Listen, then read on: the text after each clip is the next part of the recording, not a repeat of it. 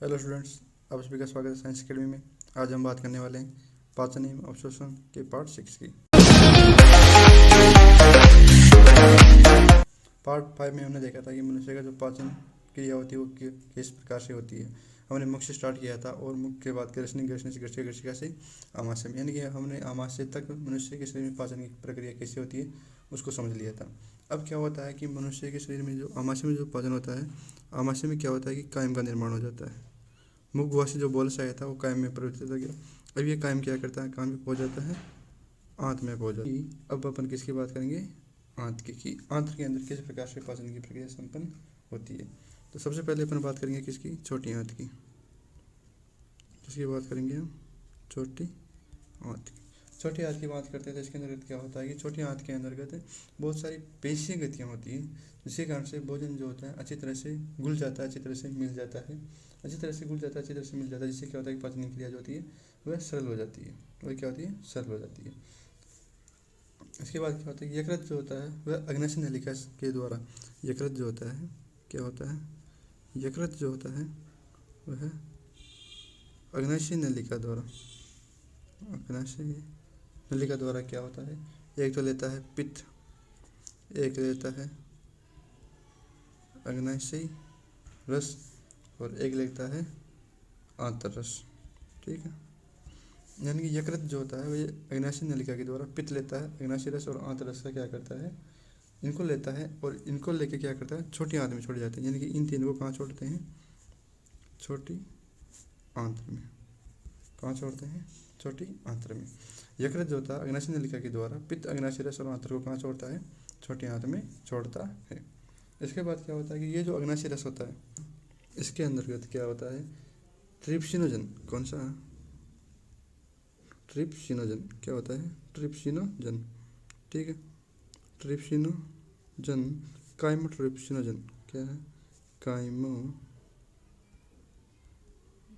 Trypsinogen, trypsinogen, chymotrypsinogen, procarboxypeptidase, कौन सा, procarboxypeptidase, trypsinogen, chymotrypsinogen, procarboxypeptidase, amylase, कौन सा, amylase, तथा nuclease, कौन सा, न्यूक्लिएज एंजाइम उपस्थित होते हैं।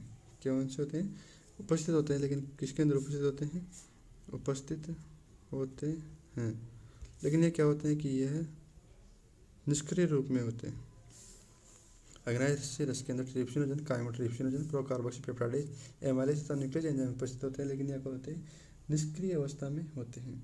लेकिन क्या होता है कि आंत्र की जो म्यूकोसा होती है, आंत्र की जो म्यूकोसा होती है, म्यूकोसा के द्वारा क्या होता है कि एंटेरोकाइनेज, कौन सा, एंटेरोकाइनेज,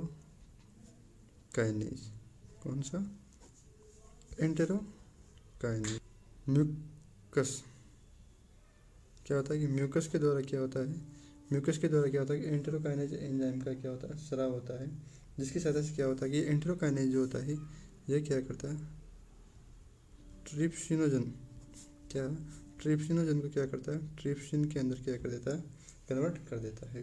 अब ये ट्रिप्सिन जो कन्वर्ट हो गया, ट्रिप्सिनोजन से ट्रिप्सिन कन्वर्ट हो गया एंटेरोकाइनेज एंजाइम की सहायता से। अब ये ट्रिप्सिन क्या करता है, ये अग्नाशय रस के एंजाइम को सक्रिय करता है। यानी कि अब जो ये ट्रिप्सिन है ये क्या करेगा, अन्य अग्नाशयी रस को क्या कर देगा,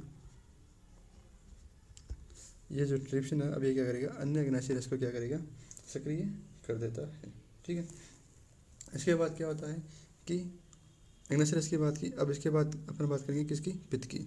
ये जो पित्त होता है, क्या, पित्त, पित्त की बात करते हैं तो जैसे गिरणी में पित्त प्रवेश करता है तो क्या करता है, इस पित्त के अंतर्गत क्या होते हैं, पित्त वर्णक, क्या होते हैं, पित्त वर्णक, कौन कौन से, एक तो होता है बिलीरुबिन, कौन सा होता है, एक तो होता है बिलीरुबिन, एक होता है बिलीरुबिन, कौन सा, एक तो होता है बिलीरुबिन और एक होता है बिलीरुबिन। इसके अलावा पित्त लवण,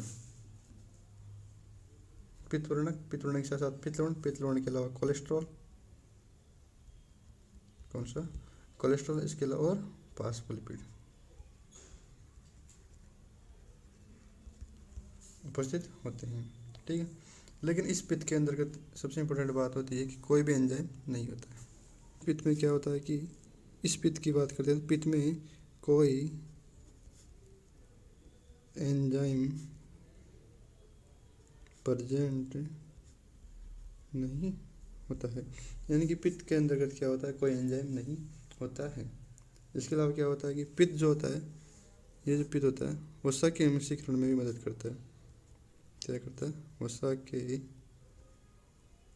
इमल्सीकरण में क्या करता है, मदद करता है।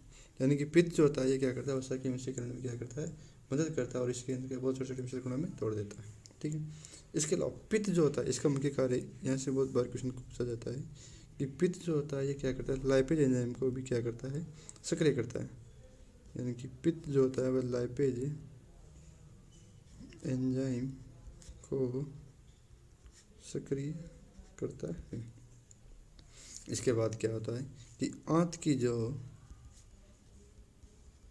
श्लेष्मा उपकला होती है, क्या आंत की जो श्लेष्मा उपकला होती है उसके अंदर उपस्थित होती है गॉबलेट सेल्स। क्या उपस्थित होती है, गॉबलेट सेल। अब यहाँ पे क्या होती है कि म्यूकोसा के अंतर्गत क्या होती है, ब्रश बॉर्डर सेल। क्या होती है, ब्रश बॉर्डर सेल एवं क्या होता है, गॉबलेट सेल। क्या ब्रश बॉर्डर सेल एवं गॉबलेट सेल मिलकर क्या बनाती है, सक्कस एंटेरिकस। किसका निर्माण करती है, सक्कस एंटेरिकस। सक्कस एंटेरिकस का क्या करती है, निर्माण करती है। अब ये जो सक्कस एंटेरिकस होता है इसके अंतर्गत क्या होता है, कई तरह के एंजाइम होते हैं, जैसे कि एग्जाम्पल के रूप में देख सकते हैं ग्लाइको।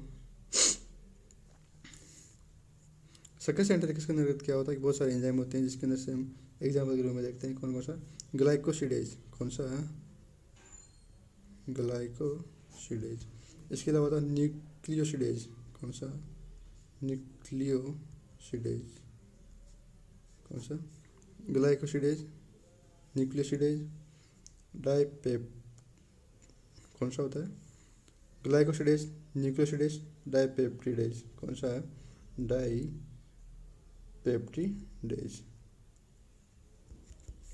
ग्लाइकोसिडेज, न्यूक्लियोसिडेज, डाइपेप्टिडेज एंड कौन सा होता है, एस्टरेज।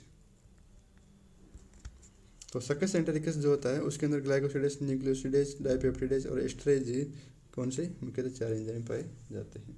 इसके अलावा क्या होता है कि म्यूकस जो होता है अग्नाशय के बाइकार्बोनेट के साथ मिलता है और आंतर म्यूकोसा के दुष्प्रभाव से अपनी क्या करता है, रक्षा करता है। ठीक है, इसके अलावा नेक्स्ट पॉइंट आता है कि जो अग्नाशय रस है, क्या जो अग्नाशय रस है इसकी क्रियाशीलता के लिए पीएच की आवश्यकता जो होती है वो होती है 7.8। यानी अग्नाशय रस के जो एंजाइम की क्रियाशीलता के लिए जो पीएच की आवश्यकता होती है वो 7.8 है।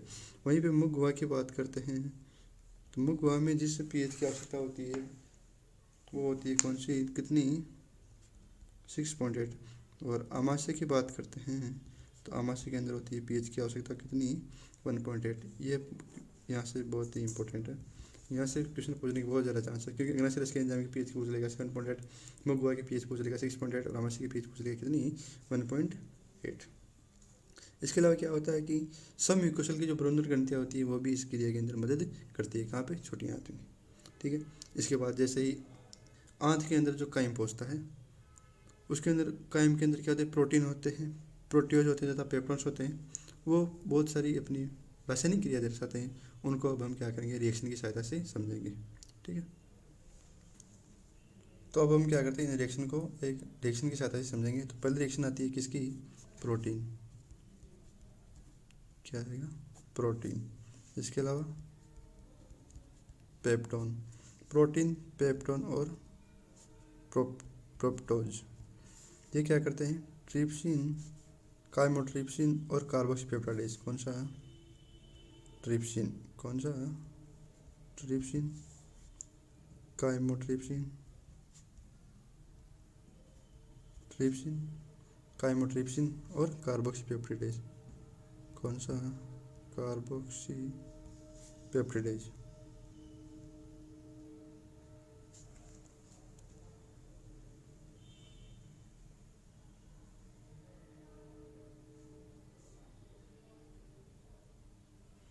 तो क्या होता है कि प्रोटीन पेप्टाइड पेप्टोज जो होता है trypsin chymotrypsin carboxy peptidase enzyme की सहायता से किसके अंदर कन्वर्ट हो जाता है, डाईपेप्टाइड के अंदर। किसके अंदर कन्वर्ट हो जाता है, डाईपेप्टाइड के अंदर।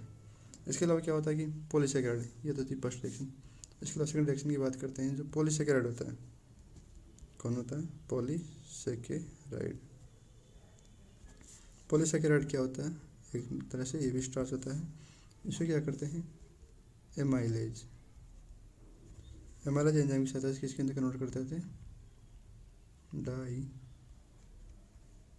सेकेराइड के अंदर इसको कन्वर्ट कर दिया जाता है। इसके अलावा थर्ड नंबर पे आती है कौन सी, वसा। वसा को क्या करते हैं, पहले तो लाइपेज एंजाइम की सहायता से किसके अंदर कन्वर्ट किया जाता है, डाईग्लिसराइड के अंदर। किसके अंदर किया जाता है, डाईग्लिसराइड के अंदर। डाईग्लिसराइड से क्या बनता है, मोनोग्लिसराइड। क्या बन जाता है, मोनोग्लिसराइड। ठीक है। अब इसके बाद अपन बात करेंगे किसकी, फोर्थ की। फोर्थ पे आता है क्या, nucleic acid. Nucleic acid nucleic acid जो होता है वह न्यूक्लियस एंजाइम की सहायता से, न्यूक्लियस एंजाइम की सहायता से क्या बनता है, न्यूक्लियोटाइड। क्या बनता है, न्यूक्लियोटाइड। और न्यूक्लियोटाइड फिर क्या बन जाता है, न्यूक्लियोसाइड। क्या बन जाता है, न्यूक्लियोसाइड बन जाता है। इसके अलावा क्या होता है, अब नेक्स्ट रिएक्शन की बात करते हैं फिफ्थ नंबर पे। तो उसके अंदर क्या होता है, डाईपेप्टाइड। डाईपेप्टाइड जो होता है वह क्या होता है, डाईपेप्टिडेज। कौन सा है, डाईपेप्टिडेज एंजाइम की सहायता से किसके अंदर कन्वर्ट हो जाता है,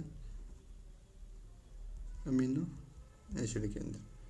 इसके अलावा ये अपने अब तक जो फिफ्थ रिएक्शन पढ़ी है ये इतनी इंपॉर्टेंट नहीं है। आगे की जो नेक्स्ट 3 रिएक्शन आएगी ये बहुत ही इंपॉर्टेंट है, इसको आपको याद करना ही करना पड़ेगा, क्योंकि ये ऑर्गेनिक केमिस्ट्री के अंदर भी आएगी और इनऑर्गेनिक केमिस्ट्री के अंदर भी एक दो जगह आती है। इसके अलावा यहाँ पे बायोलॉजी के अंदर भी आती है। तो ये क्वेश्चन या तो केमिस्ट्री के अंदर पूछ लेते हैं या फिर बायोलॉजी के अंदर पूछ लेते हैं। तो पहली आती है माल्टोज। क्या होता है, माल्टोज। माल्टोज जो होता है वह माल्टेज एंजाइम की सहायता से कन्वर्ट होता है किसके अंदर, ग्लूकोज प्लस ग्लूकोज। इसके बाद आता है कौन सा, लैक्टोज। क्या आता है, लैक्टोज। लैक्टोज होता है वह लैक्टेज एंजाइम की सहायता से, किसकी सहायता से, लैक्टोज होता है लैक्टेज एंजाइम की सहायता से कन्वर्ट होता है किसके अंदर, glucose plus galactose. Glucose plus किसके अंदर होता है, गैलेक्टोज। इसके बाद आता है सुक्रोज। सुक्रोज एंजाइम जो होता है वह सुक्रेज, क्या, सुक्रोज एंजाइम जो होता है वह सुक्रेज एंजाइम की सहायता से किसके अंदर कन्वर्ट होता है, ग्लूकोज प्लस फ्रक्टोज। ठीक है। इसके अलावा आगे की 2-3 रिएक्शन और इतनी इंपॉर्टेंट नहीं, लेकिन ये 6 जो अपने को याद होनी ही चाहिए। इसके आगे दिया हुआ है कि न्यूक्लियोसाइडेज जो होता है न्यूक्लियोटाइड एंजाइम की सहायता से न्यूक्लियोसाइडेज के अंदर कन्वर्ट हो जाता है। न्यूक्लियोसाइड जो होता है न्यूक्लियोसाइडेज एंजाइम की सहायता से स्ट्रक्चर प्लस सारा के अंदर कन्वर्ट हो जाता है। इसके अलावा डाई और मोनोग्लिसराइड जो होते हैं लाइपेज एंजाइम की सहायता से वसी अमल पर ग्लिसरॉल के अंदर कन्वर्ट हो जाता है। तो ये बात है किसकी, छोटी आंत के अंदर पाचन की क्रिया की। इसके बाद क्या होता है कि बड़ी आंत के अंदर जो पाचन की क्रिया आती है, बड़ी आंत के अंदर किसी भी प्रकार की पाचन की क्रिया नहीं होती है। ठीक है। हम बात करते हैं किसकी, बड़ी आंत की। ठीक है। बड़ी आंत की बात करते हैं तो इसके अंदर किसी प्रकार का पाचन नहीं होता है। इसके अंतर्गत क्या होता है, किसी भी प्रकार का पाचन नहीं होता है, यानी कि पाचन क्या होता है इसके अंदर अनुपस्थित होता है। इसके अंदर क्या होता है, इसका मुख्य कार्य जो होता है वह होता है अवशोषण का। क्या होता है, अवशोषण का। इसके अंदर फर्स्ट पार्ट होता है कि ये क्या करता है, जल, खनिज एवं औषधि का क्या करता है, अवशोषण करता है। जल, खनिज, औषधि का क्या करता है, अवशोषण होता है। इसके अलावा क्या होता है कि श्लेष्मक स्राव से जो अपचित उत्सर्जित पदार्थ होते हैं उनके कणों को चिपकाने और सुनाने के लिए भी आसान करता है। यानी कि क्या करता है, जो अनावश्यक पदार्थ होते हैं, अनावश्यक पदार्थ होते हैं उनके निष्कासन में क्या करता है, सहायता करता है। उनके निष्कासन में क्या करता है, सहायता प्रदान करता है। ठीक है। ये थी किसकी बात, बड़ी आंत के अंदर पाचन की बात। इसके अलावा इसके अंदर एक नीचे पॉइंट दिया हुआ है कि इसके अंदर ऊर्जा से रिलेटेड एक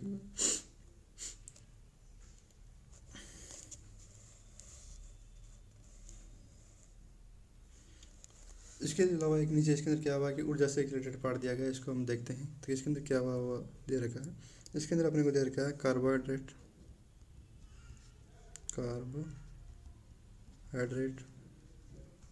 सेकंड नंबर पे दिया हुआ है क्या, प्रोटीन, और थर्ड नंबर पे दिया हुआ है क्या, उसमें कार्बोहाइड्रेट, प्रोटीन और क्या दिया हुआ है उसमें। ये भी इम्पोर्टेंट पार्ट है। इसके अंदर क्या हुआ होता है कि जो उसकी उसमें कैलोरी यानी कि उसकी जो ऊर्जा का मान दिया हुआ, क्या दिया हुआ है उसमें ऊर्जा का मान, किसके अंदर, कैलोरी के अंदर। ये होता है कितना, कार्बोहाइड्रेट की बात करते हैं तो कार्बोहाइड्रेट के लिए होता है कितना, 4.1 किलो कैलोरी पर ग्राम। इसके अलावा प्रोटीन की बात करते हैं तो ये होता है 5.65 किलो कैलोरी पर ग्राम। इसके अलावा वसा की बात करते हैं, इसकी बात करते हैं कार्बोहाइड्रेट, प्रोटीन और वसा। यहाँ पे क्या आएगा, वसा, सॉरी क्या आएगा यहाँ पे, वसा। तो वसा की जो उसमें कैलोरी मान दे रखा है वो दे रखा है कितना, 9.45 किलो कैलोरी पर ग्राम। वहीं पे इसकी कार्य की ऊर्जा का मान जो दे रखा है क्या है, कार्य की ऊर्जा का मान।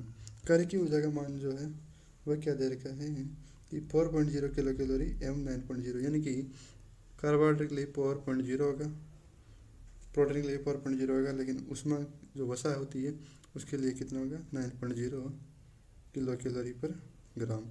ये भी क्या आएगा, किलो कैलोरी पर ग्राम, ये भी आएगा किलो कैलोरी पर ग्राम। तो यहाँ पे ये पार्ट खत्म होता है किसका, मनुष्य में पाचन के तंत्र की क्रिया का, कि किस प्रकार से कौन से पार्ट में कहाँ पे किस एंजाइम का किस रसायन की सहायता से पाचन होता है। इसके बाद अब हम बात करेंगे इसकी अवशोषण की। तो इसको हम नेक्स्ट क्लास के अंदर पढ़ेंगे, क्योंकि ये वीडियो से ही बहुत बड़ा हो गया। तो इस टॉपिक को हम क्या करेंगे, नेक्स्ट क्लास के अंदर पढ़ेंगे। अगर वीडियो अच्छा लगा तो लाइक करें, कमेंट करें, शेयर करें एंड सब्सक्राइब करें। जय हिंद, जय भारत।